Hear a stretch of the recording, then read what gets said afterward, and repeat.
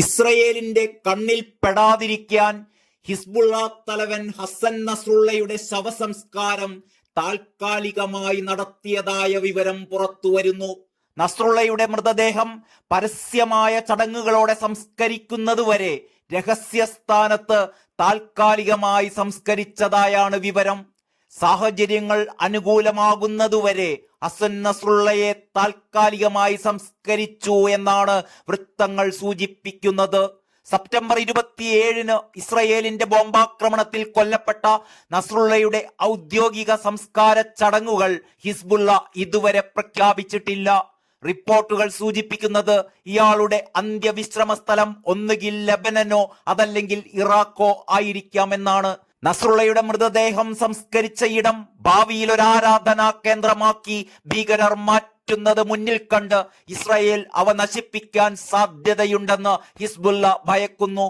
ഇതുകൊണ്ടാണ് സംസ്കാരം എവിടെ വെച്ച് നടക്കുമെന്നത് രഹസ്യമാക്കി വെക്കുന്നത് എന്നാണ് സൂചനകൾ. തെക്കൻ ലബനനിലെ ദഹിയിലുള്ള ഹിസ്ബുള്ളയുടെ ഭൂഗർഭ ആസ്ഥാനത്ത് നടത്തിയ ബോംബാക്രമണത്തിലായിരുന്നു നസ്രുള്ള കൊല്ലപ്പെട്ടത്. ആളുകൾ താമസിക്കുന്ന കെട്ടിടങ്ങളുടെ അടിയിലാണ് ഭൂഗർഭ ആസ്ഥാനമുണ്ടായിരുന്നത് എന്നും ഇസ്രായേൽ സൈന്യം പറയുന്നു. ഇതിനിടെ ഇസ്രായേലിനെതിരെ 2023 ഒക്ടോബർ 7 ഹമാസ് നടത്തിയ കൂട്ടക്കൊല നീതിയുക്തമാണ് എന്ന് പരസ്യമായി പ്രഖ്യാപിച്ചിരിക്കുകയാണ് ഇറാന്റെ ആത്മീയ നേതാവ് ആയത്തുള്ള അലി ഖമീനി. സ്ത്രീകളും കുട്ടികളും ഉൾപ്പെടെ നിരപരാധികളായ 1200-ലേറെ പേരെ കൂട്ടക്കൊല ചെയ്യുകയും നിരവധി പേരെ ബന്ദികളാക്കുകയും ചെയ്തത് വളരെ ശരിയായിരുന്നു അത്രേ. ഹമാസും ഹിസ്ബുള്ളയുമായി ചേർന്ന് ഇറാൻ പൊതുശത്രുവായ ഇസ്രായേലിനെ നശിപ്പിക്കുമെന്നാണ് അലി ഖമീനി പ്രഖ്യാപിച്ചിരിക്കുന്നത്. ഇസ്രായേലിന് തങ്ങളെ ഒരിക്കലും തോൽപ്പിക്കാനാകില്ല.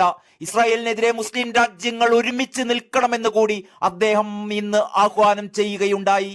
5 വർഷത്തിന് ശേഷമാണ് അലി ഖമീനി ഒരു പൊതുപ്രസംഗം നടത്തുന്നത്.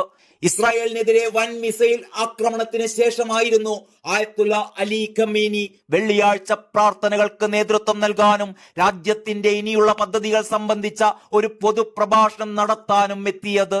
ഇതിനിടെ ലബനനിലെ കരയുദ്ധം ഇസ്രായേൽ കൂടുതൽ വ്യാപിപ്പിച്ചതായാണ് റിപ്പോർട്ടുകൾ. ഹിസ്ബുല്ല നേതാക്കളെ ഉന്നം വെച്ച് നടത്തിയ ആക്രമണങ്ങളിൽ 16 പേർ കൊല്ലപ്പെട്ടതായാണ് വിവരം. തെക്കൻ ലബനനിലെ 25 ഗ്രാമങ്ങളിലെ ജനങ്ങളോട് ഒഴിഞ്ഞു പോകാൻ ഇസ്രായേൽ സേന വ്യാഴാഴ്ച തന്നെ നിർദ്ദേശിച്ചിരുന്നു. ഇതിന് പിന്നാലെയായിരുന്നു ആക്രമണം ശക്തമാക്കിയത്. തെക്കൻ ലബനനിൽ വ്യാഴാഴ്ച 15 ഹിസ്ബുള്ള അംഗങ്ങളെ വധിച്ചു എന്ന് ഇസ്രായേൽ സൈന്യം അറിയിച്ചിരുന്നു. ബിന്ദ ജബീലിലെ മുനിസിപ്പൽ കെട്ടിടത്തിനു നേരെയുണ്ടായ ആക്രമണത്തിലാണ് ഇവർ കൊല്ലപ്പെട്ടിരുന്നത്.